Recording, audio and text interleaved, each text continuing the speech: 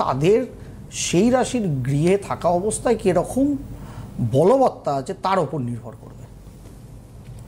কারণ শনি সাধারণভাবে তৃতীয় ষষ্ঠ একাদশে সুপার রাশির সাপেক্ষে, কিন্তু দেখা গেল যে আপনার একাদশস্থ শনি হয়তো রান করছে, যেরকম বৃষ রাশির ধরুন এখন একাদশে শনি আছে, কারুর অষ্টবর্গ চার্টে শনির পয়েন্ট হয়তো 2, 3, 1 মীন রাশিস্থ শনির, তাহলে তিনি একাদশস্থ শনির যে এফেক্ট আগামী 2.5 বছর ধরে পাওয়ার কথা, সেই এফেক্টে কিন্তু ঘাটতি হবে।